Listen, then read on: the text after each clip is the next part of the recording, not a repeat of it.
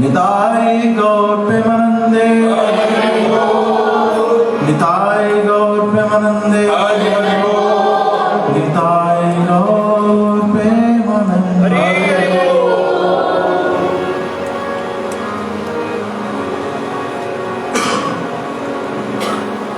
ओम अज्ञानतिमिरन्धस्य ज्ञानाञ्जनशलाकया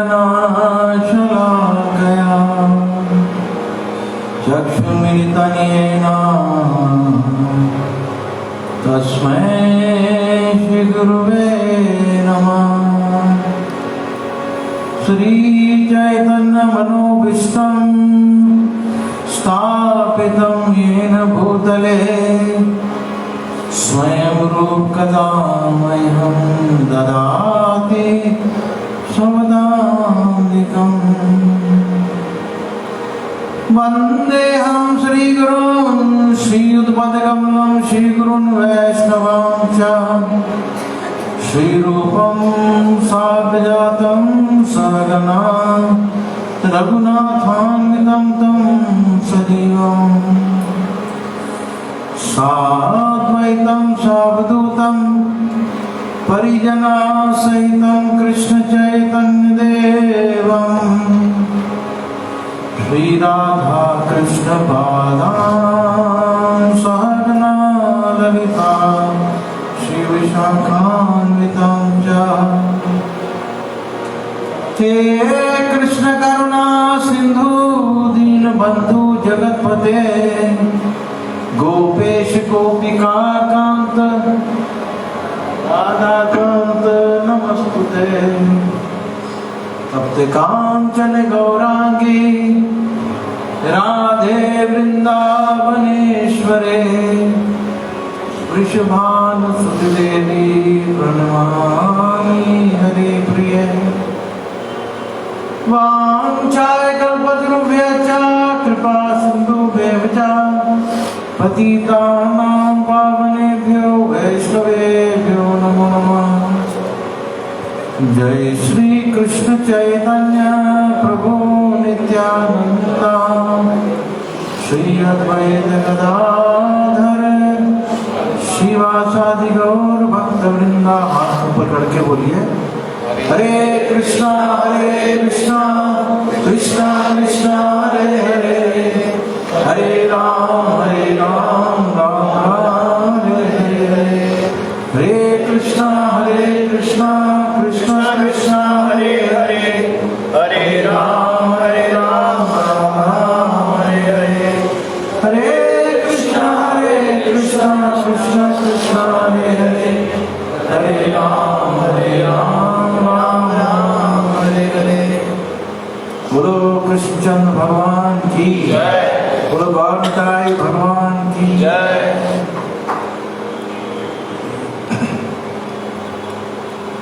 तो आप सबका स्वागत है सतलुज हॉल में वृंदावन उत्सव में। और हमारा सौभाग्य है कि आपके बीच में काफ़ी समय के बाद हरि नाम संकीर्तन करने का अवसर मिला है। इधर सिविल लाइन के एरिया में यही एक स्थान है जहाँ से कृष्ण नाम के प्रचार की लीला प्रारंभ हुई थी और अब बीरबलपुरा तक पहुँच गई है और भी जगह जगह पहुँच रही है। अभी मैं कल पठानकोट में था तो वहाँ भी बहुत सारे लोग थे। तो आप थे ही नहीं, आप कहाँ थे? बहुत लोग थे और बड़ा उत्साह था उनके अंदर। लाइव देख रहे थे लोग। आजकल इसका मौज हो गई कोरोना के बाद, बैठे घर बैठे हरि नाम का आनंद लो। तो कलयुग में सत्संग दुर्लभ है, कुसंग आसान है। जब भी हमें सत्संग प्राप्त हो, सत्य का संग करना है और कुछ बातों को समझना है। गीता में भगवान कहते हैं सुहृदम सर्वभूतानां, मैं सभी जीवात्माओं का हितैषी हूं। और भगवान को भक्त वत्सल भी कहा गया है। वैसे भगवान सभी जीवात्माओं के प्रति बड़े दयालु हैं। क्यों? क्योंकि सभी आत्माएं उनके अंश हैं। जैसे एक पिता अपनी सारी संतानों के प्रति प्रेम भाव रखता है, इसी प्रकार से भगवान भी सभी जीवात्माओं के प्रति प्रेम भाव रखते हैं। चाहे वो मनुष्य योनि में हो, चाहे वो कीट पतंग हो, चाहे वो वृक्ष की योनि में हो, जहाँ कहीं भी हैं, सभी आत्माओं के प्रति भगवान का समभाव होता है। लेकिन जैसे एक परिवार में एक पिता की बहुत सारी संतानें हैं और उसमें से एक ऐसी संतान है कि जब पिता आते हैं घर पे तब वो दौड़ के जाती है और एक गिलास पानी ले आती है, या आएगी तो जूते उतार के कहीं रख देगी। तो एक स्वाभाविक तौर पे उस पुत्र के प्रति पिता का प्रेम जो है वो ज्यादा होगा। इसका यह अर्थ नहीं कि बाकी बच्चों से प्रेम नहीं करते, लेकिन एक स्वाभाविक तौर पे उसके प्रति एक लगाव होगा। किसी व्यक्ति की 3-4 बहनें हैं, लेकिन उससे एक बहन जो है वो बहुत ज्यादा ध्यान रखती है भाई का, तो उस भाई का प्रेम सभी बहनों के लिए एक जैसा, लेकिन उस बहन के प्रति जो है ज्यादा होगा। इसी प्रकार से वो आत्माएं जो भगवान के भक्त हैं, इनके हृदय में भगवान के प्रति प्रेम है, श्रद्धा है, वो आत्माओं को भगवान जो है बहुत प्रिय करते हैं। गीता में भगवान कह रहे हैं ये यथा माम प्रपद्यन्ते तामस तथा भजामि। जो जिस प्रकार से मेरे को भजता है मैं उसी प्रकार से उसके साथ संबंध स्थापित करता हूँ। अगर आप भगवान को भूल के रखना चाहते हैं, भगवान भी आपको भूले रहेंगे। लेकिन अगर आप भगवान को याद करने का प्रयास करेंगे तो भगवान भी आपके प्रति जो है ऐसा प्रेम भाव रखेंगे। और हमारे लिए भगवान को याद करना ज्यादा जरूरी है, क्योंकि भगवान को याद करने से हमारे हृदय में जो विकृति आ गई है, गंदगी आ गई, वो समाप्त हो जाती है और जीवन का लक्ष्य पूर्ण हो जाता है। हर व्यक्ति ने अपने अपने जीवन के लक्ष्य बनाए हैं। कोई ज्यादा पैसे कमाना चाहता है, शोहरत कमाना चाहता है, सोशल स्टेटस बढ़ाना चाहता है, सब लगे हुए हैं कुछ ना कुछ काम में। लेकिन एक दृष्टिकोण से देखा जाए तो जो भी हम सारा काम कर रहे हैं, आखिरी में ये जीरो हो जाना है। जाएगा जब जहां से कुछ भी ना पास होगा, दो बस कफन का टुकड़ा तेरा लिबास होगा। जब जाने की बारी आएगी तो कोई चीज साथ में नहीं जाने वाली है। फिर ये प्रश्न उठता है, हमें किसके लिए काम कर रहे हैं? We are working for nothing. हम काम तो कर रहे हैं लेकिन उद्देश्य कुछ नहीं है।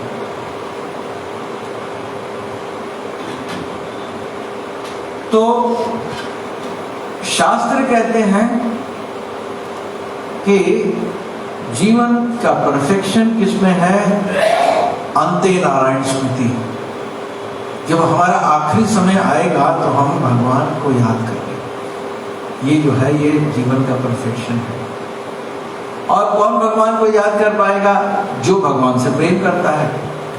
जिस चीज से आपका प्रेम होता है वही चीज आखिरी में याद आती है, वही चीज याद आती है। अमृतसर की बात है, यहाँ एक व्यापारी थे, याद नहीं आ रही कौन सा, इंटरनेशनल सब्जी का उनका काम था। जहाँ पहले सब्जी मंडी थी ना, उनका बिल्कुल ऊपर ऑफिस होता था, काफ़ी बड़ा ऑफिस। उनका ट्रेड जो था वो पाकिस्तान से था, पाकिस्तान से माल होता था। नीचे मंडी थी, सब्जी मंडी आप जानते पहले यही थी, हॉल गेट के ऊपर। तो हम जाया करते थे, उनके हमसे बड़ा प्रेम था, हंसी मजाक चलता रहता था। तो उनके एक कोलीग थे, वो भी वहाँ बैठा करते थे। तो जब भी उनको भक्ति के बारे में बताए, खाते पीते थे, सब कुछ था, तो वो मजाक में ले लेते थे। हम उनको सीरियसली बता रहे हैं कि भाई आप सुधरिए। वो कहते हैं स्वामी जी यार हम तो नहीं सुधर सकते। बड़ा प्रयास करते थे। एक बार मैं और हमारे गुरु भाई संजय व्यास जी, हम दोनों लोग जा रहे थे, एक गुरु नानक देव मेडिकल कॉलेज के सामने निकल रहे थे। तो एक व्यक्ति मेरे को मिला वहाँ, वो कहने लगा आप किधर जा रहे हैं? मैं कहा हम जा रहे हैं आगे। कहते हैं आपको पता है कि फला व्यक्ति जो मिलते थे आपसे, उनका बेटा बहुत बीमार है, इमरजेंसी में है। अच्छा चलो देख लेते हैं, हमने सोचा। वहां गए तो वहां वो व्यक्ति थे, वो रो रहे हैं, हाथ पैर जोड़ रहे हैं, प्रभु जी कृपा कर दीजिए, भगवान आशीर्वाद दिलवा दीजिए, ये है वो है। अभी व्यक्ति बिल्कुल डाउन है, जो इतना मजाक करता था, हंसता था और मजाक उड़ाता था हमारा, आज वो हाथ पैर जोड़ रहा है। मेरा पिता बीमार हो गया, उसके पिता मेरा बेटे बीमार हो गया, मेरा बेटा जो है उसको डेंगू हो गया। उसमें डेंगू बड़ा खतरनाक था, घातक तब तो कॉमन चीज हो गई, लेकिन उसमें बहुत ज्यादा था डेंगू का, शुरुआत में आया था। तो मैंने कहा चलो देखते हैं चल करके। तो गए तो वहाँ उसका बेटा पड़ा हुआ था इमरजेंसी में, ड्रिप चढ़ रही थी, परेशान, बुरा हाल। उसका शरीर जो है, अब जानते हैं डेंगू में खून जो है पानी हो जाता है, उसका शरीर फूल गया था बहुत ज्यादा। और डॉक्टर उसको आ रहे हैं, कोई पानी पिला रहे हैं, तो वो चिल्ला रहा है डॉक्टर, नहीं दो मेरे को पानी, पानी नहीं पीना, मैंने मिठाइयाँ खानी है, जलेबी खानी, ये खाना वो खाना। उसको डॉक्टर दवा खाने को कह रहे हैं, वो जलेबी और मिठाई उसको याद आ रही है।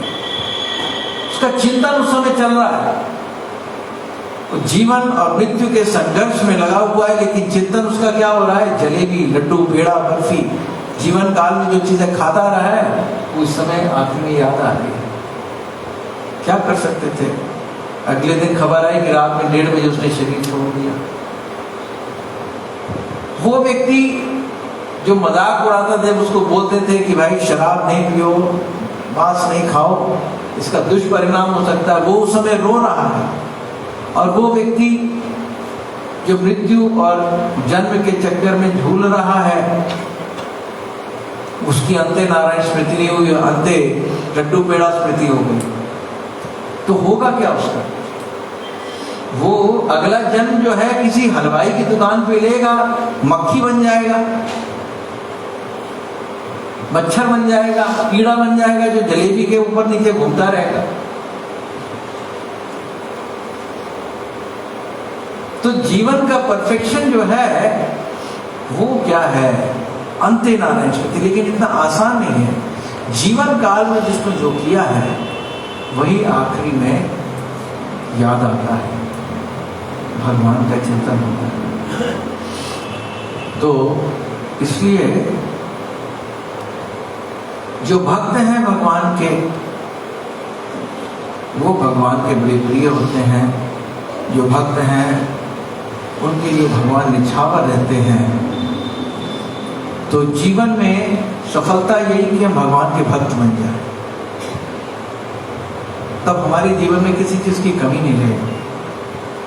और जो भगवान का भक्त होता है वो भौतिक दृष्टिकोण से कोई बड़ा अमीर नहीं होगा, हो सकता है रोगग्रस्त भी हो सकता है उसका शक्ल सूरत इतनी अच्छी नहीं हो, लेकिन अगर भगवान का भक्त है तो भगवान उसको प्रेम करेंगे।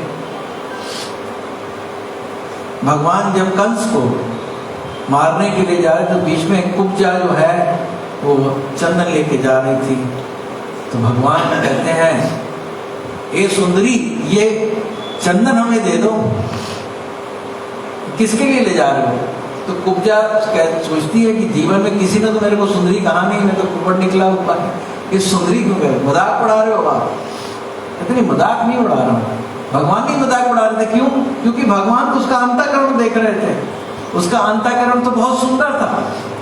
वो भगवान के प्रति भक्ति भावना उसके अंदर थी।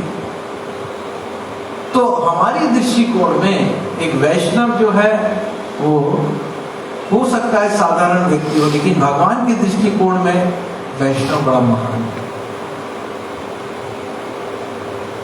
ये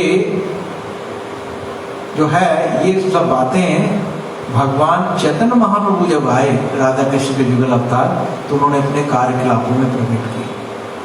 दक्षिण भारत में भगवान जब गए तो कुरुक्षेत्र है, वहाँ एक कुर्म ब्राह्मण थे, उनके पास भगवान गए, बड़े भक्त थे, उनको भगवान ने आशीर्वाद दिया बड़े प्रेम पूर्वक उसे वार्तालाप की, शिक्षा दे करके वहाँ से निकल गए। एक और भक्त थे वहाँ भगवान के। ये कैसे भक्त थे? इनका नाम था वासुदेव विप्र।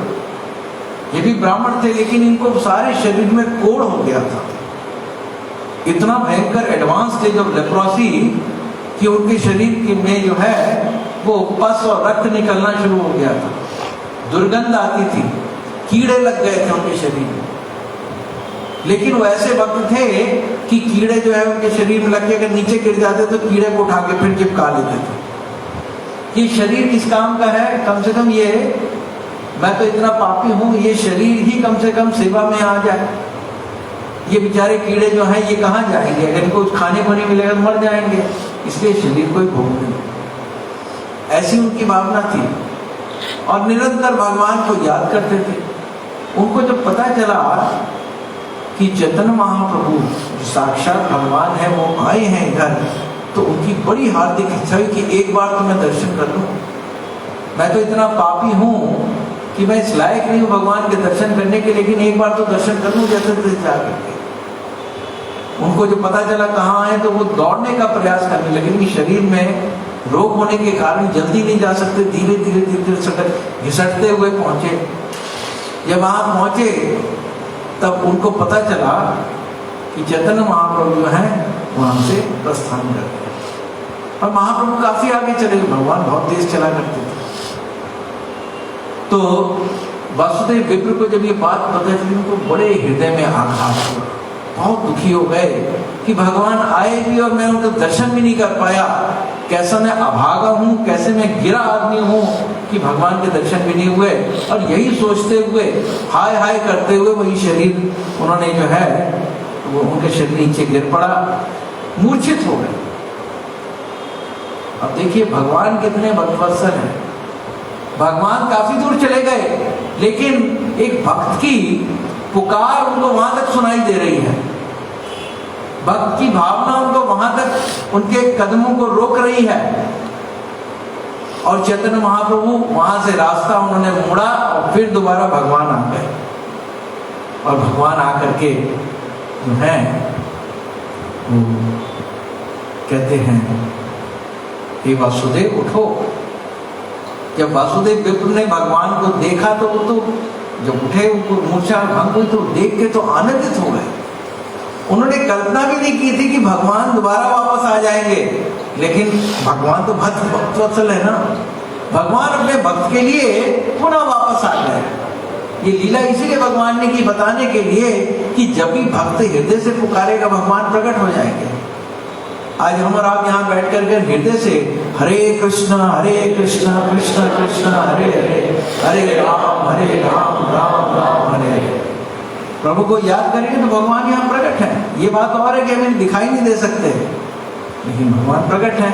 हम इतने योग्य बन जाएं, हमारे अंदर इतनी भक्ति भावना आ जाए कि हम भगवान को देख सकते हैं, विग्रह रूप में देख सकते हैं, नाचते हुए देख सकते हैं। लेकिन भक्त की भावना के अनुसार भगवान प्रकट होते हैं। वसुदेव ने भगवान को इतना याद किया, भगवान वापस आ गए। अब जब वापस आ गए तो भगवान की भक्तवत्सलता देखिए, भगवान ने वो कोढ़ पीड़ित शरीर को आलिंगन कर लिया, वसुदेव के शरीर को। वसुदेव पीछे भाग रहे हैं, लेकिन भगवान उनका आलिंगन करना चाहते हैं, आलिंगन करना चाहते हैं, और आलिंगन कर लिया। ये बताने के लिए कि एक वैष्णव की देह हो सकता है हमारी दृष्टि में बेकार हो, लेकिन वैष्णव की देह परम पवित्र होती है।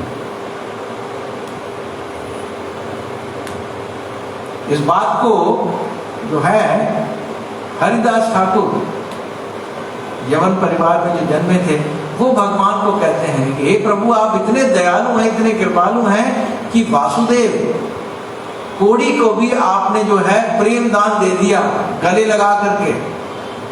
ये बताने के लिए कि वैष्णव का शरीर जो है वो अप्राकृत है, प्राकृत नहीं है, और ना ही जो भेदभाव करेगा वैष्णव के शरीर को वो दोषी ठहराया जाएगा।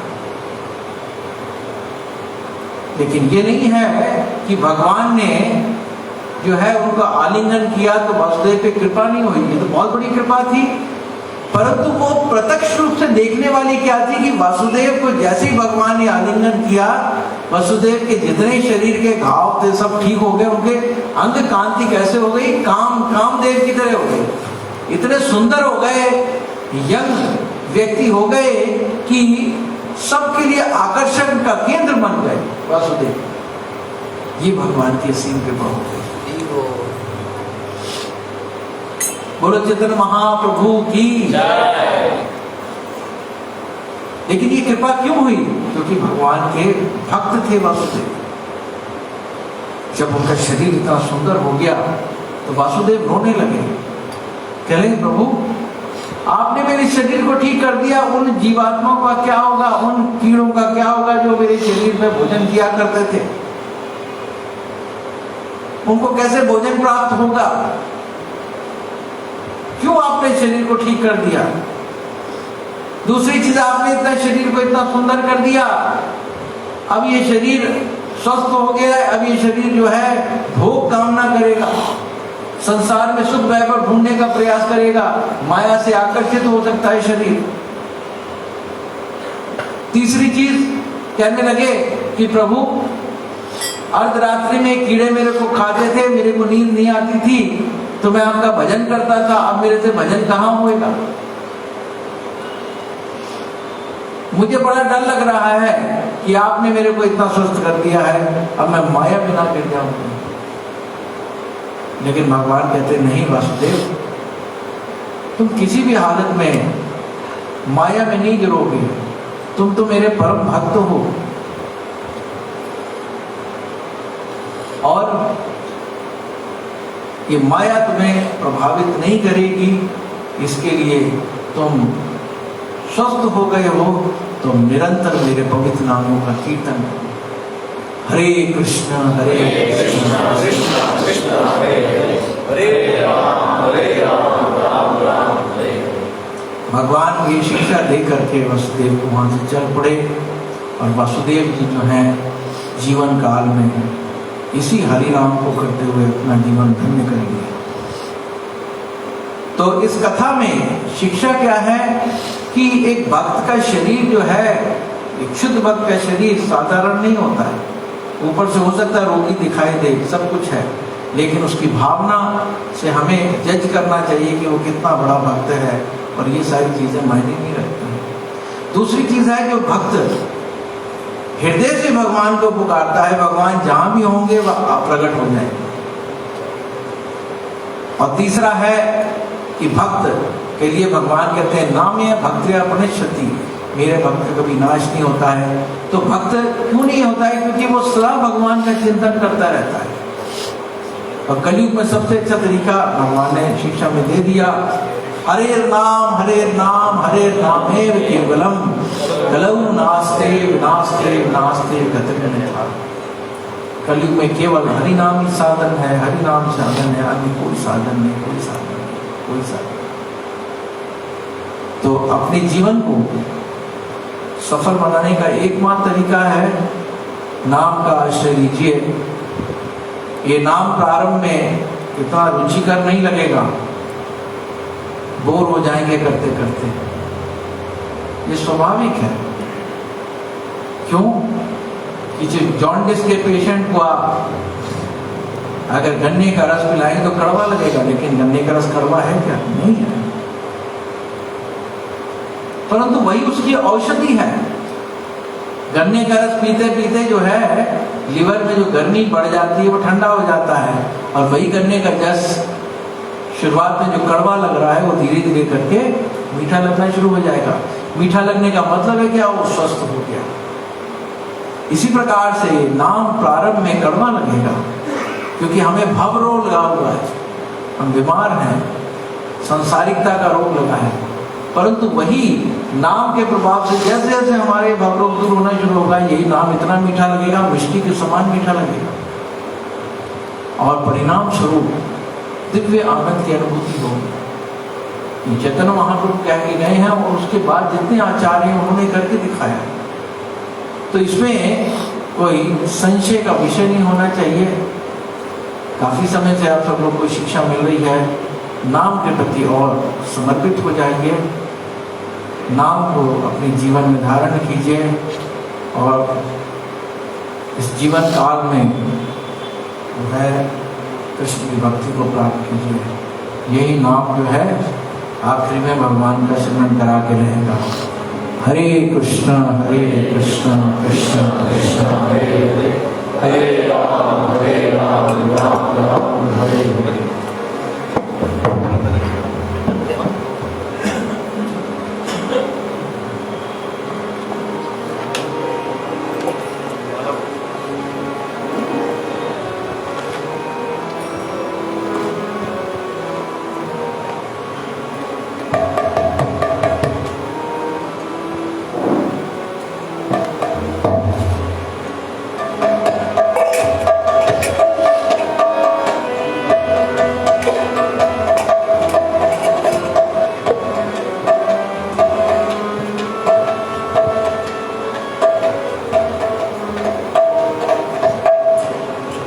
हरे कृष्णा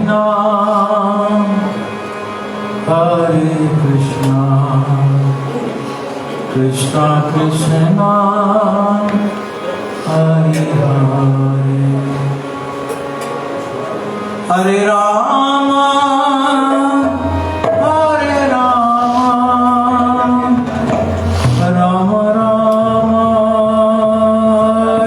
राम हरे हरे,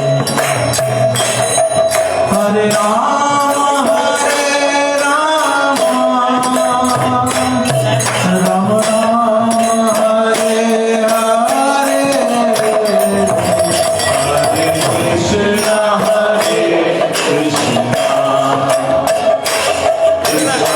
कृष्णा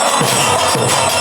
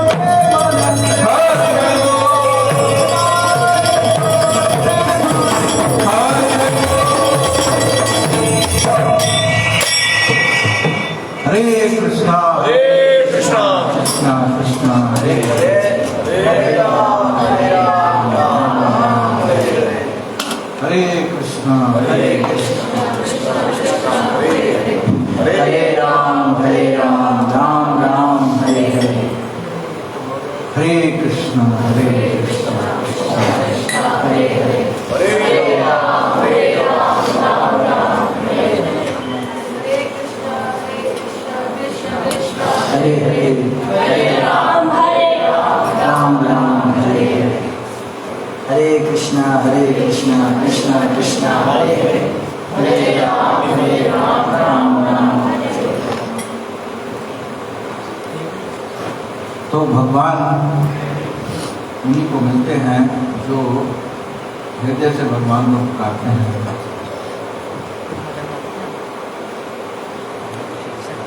क्योंकि भगवान सबके हृदय में बैठे हुए हैं।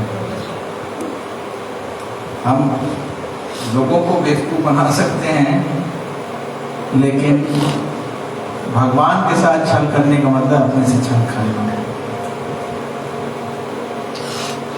तो भक्ति में बढ़ने का एक ही तरीका है, भक्ति की चाह होनी चाहिए। भगवान को के दर्शन करने की अभिलाषा होनी चाहिए, सच्ची अभिलाषा, दिखावा नहीं। हम वैसे दिखावे से ग्रस्त हैं, आदत पड़ चुकी है दिखावा करने की हर जगह। लेकिन जब प्रभु की आराधना आती है, हो सकता है आप सारे कामों में दिखावा कीजिए, लेकिन जब भगवान की भक्ति की बात आती है, नो दिखावा। वहां तो आपके हृदय में जो भावनाएं प्रकट हैं, सच्ची भावनाएं, वही भगवान को रिझा सकती हैं। अगर नहीं है तो भगवान नहीं रिझेंगे। इसलिए बहुत सुंदर भजन है नरसिंह जी का, मुझे बड़ा अच्छा लगता है और महाराज को बहुत अच्छा लगता है।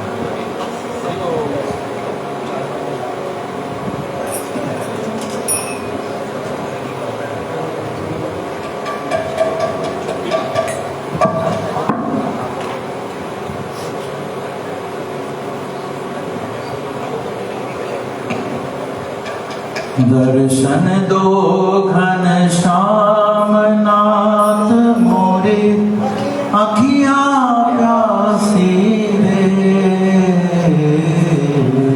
दर्शन दो घन श्याम नाथ मोरे, अखियां प्यासी रे। दर्शन दो घन श्याम नाथ मोरे, अखियां प्यासी रे।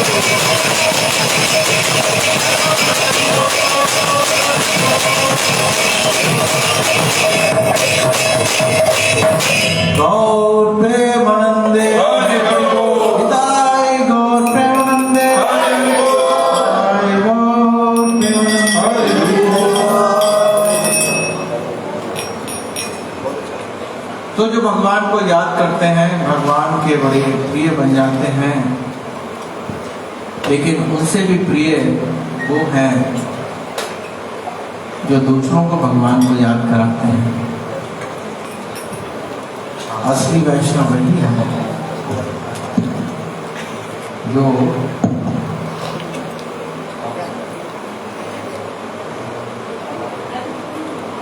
दूसरों को प्रभु चरणों में लगाते हैं।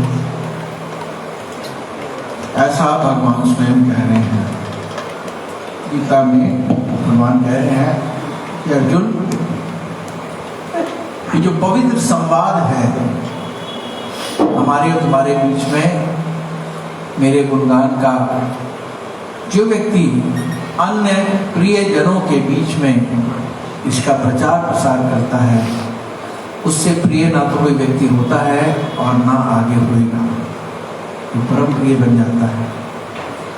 तो अपने कल्याण के लिए हर कोई व्यक्ति नाम लेता है, भजन करता है, लेकिन जो दूसरों को भगवान का नाम देता है, जो दूसरों को भगवान का नाम करवाता है, तो भगवान को बहुत प्रिय होता है। तो अगर हमने भगवान का प्रिय बनना है, थोड़ा सरल तरीका है, प्रचार ही सार है। श्रील प्रभुपाद जी ने यही शिक्षा दी है, महाप्रभु ने यही शिक्षा दी है।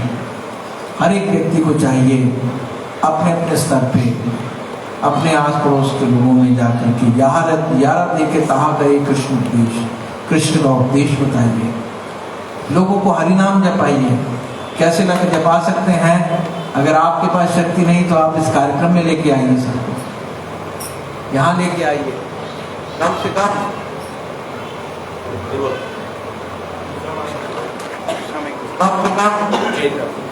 है यहाँ आकर के नाम ले सकता है। तो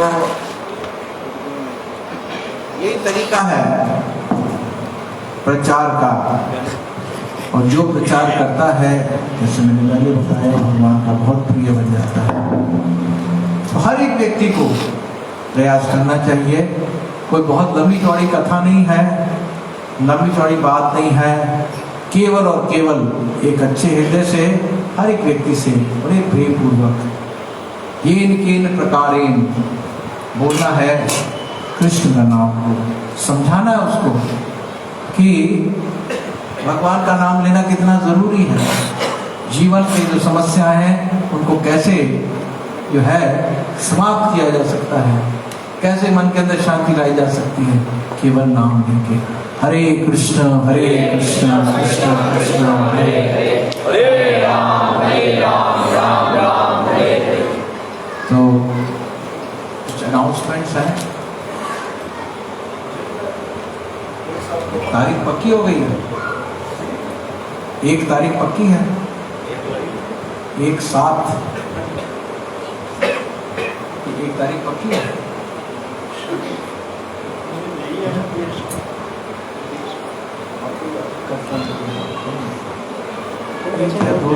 एक या 2 तारीख से रथ यात्रा 1 तारीख पक्की। हाँ जी। क्या है? तो भगवान जगन्नाथ जी की जो रथ यात्रा है वो निकाली जाएगी, शहर में निकाली जाएगी, बाहर निकाली जाएगी, अभी ये कोई फाइनल नहीं है, लेकिन निकाली जाएगी क्योंकि गर्मी बहुत है, बहुत सारी चीज़ें देखने वाली हैं। फिलहाल 1 या 2 तारीख को ऐसा रथ यात्रा कमेटी की ओर से संकेत आया है, तो इसमें बढ़ चढ़ के भाग लीजिए। 56 भोग में आप सब लोग का बड़ा सहयोग रहा है पिछले वर्षों, और इस वर्ष भी आप सहयोग कर सकते हैं। 56 भोग के लिए माधवी माता जी और मेरा प्रभु से आप बात संपर्क कर सकते हैं, और किसी प्रकार का प्रसाद जो भक्तों का है वो भी आप स्पॉन्सर करा सकते हैं। यहाँ जो सतलुज का कार्यक्रम है, जहाँ से रथ यात्रा का शुभारंभ, इस कार्यक्रम को और कई बार बंद हो गया, फिर चालू हो गया। ये मेहरा जी और माधवी माता की हिम्मत है कि दोबारा बनाने के लिए आप हर प्रकार का सहयोग कर सकते हैं। अपने बर्थडे पे, अपने मैरिज एनिवर्सरी पे आप प्रसादम स्पॉन्सर करा सकते हैं और सहयोग दे सकते हैं प्रकार का।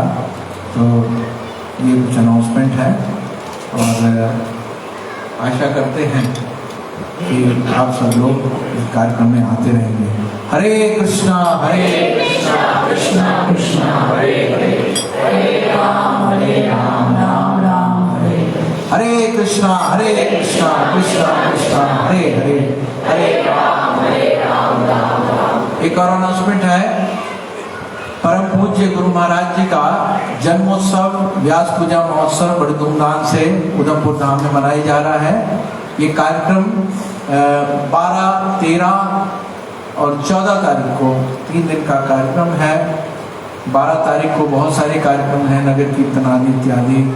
और हमारे मॉरिशस से पतंजलि प्रभु आ रहे, जो बहुत बड़े जादूगर हैं, तो बहुत सुंदर जादू दिखाएंगे वहाँ सायंकाल। और मुरादाबाद से टीम आ रही है नृत्य कीर्तन वाली। 12 तारीख को 13 को महाराज जी का जन्मोत्सव मनाया जाएगा। सुबह स्वस्ति वाचन होगा और गुणगान होगा गुरु जी का, और दोपहर में 3 बजे से महाराज जी का ग्लोरिफिकेशन होगा। सायंकाल गुरु पूजा और सबके लिए भंडारा होगा। और 14 तारीख को दीक्षा का जो आयोजन किया जाएगा। और 15 तारीख को नरसिंह चतुर्दशी है, लोग आ रहे हैं, इसलिए वहाँ जो एकोमोडेशन है, जो ठहरने की व्यवस्था है, वो पेड कर दी गई है। आप अपनी व्यवस्था खुद कर सकते हैं। आपको सहयोग जो है मंदिर की ओर से हो सकता है, क्योंकि गर्मी बहुत है, सब लोग एसी रूम चाहते हैं। तो जिसकी जैसी सहूलियत है वो अपने आप खुद ही बुकिंग करा सकता है। अपना नारायण प्रभु जी और वृंदावन गार्डन में हरिकृष्ण प्रभु जी और गोकुल गौशाला में श्यामानंद प्रभु जी से संपर्क कर सकते हैं या आपको उचित जानकारी दे सकते हैं।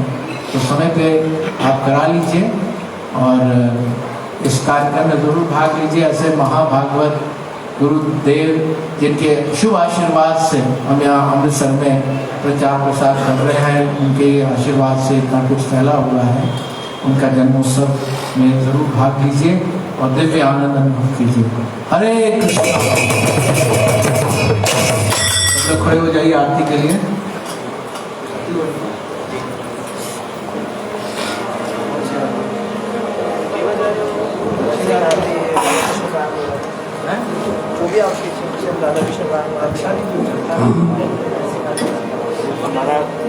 नमस्ते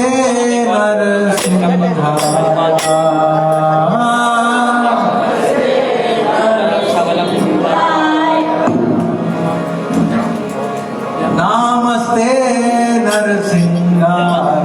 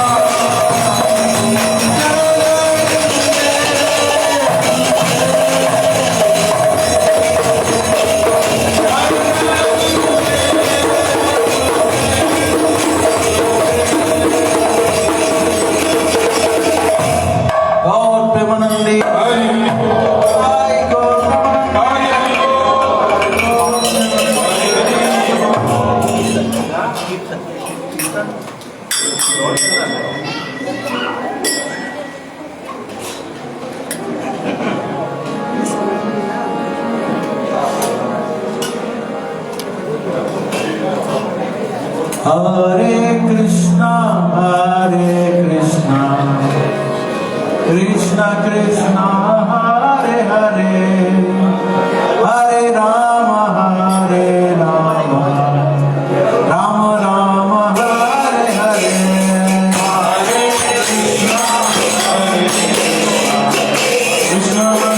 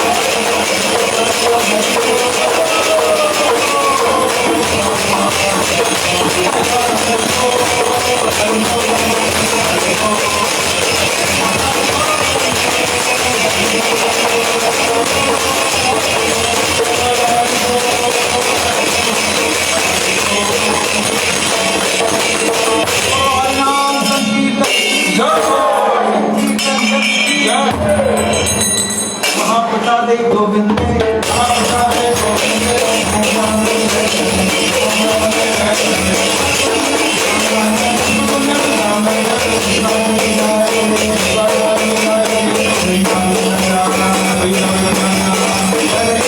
Hare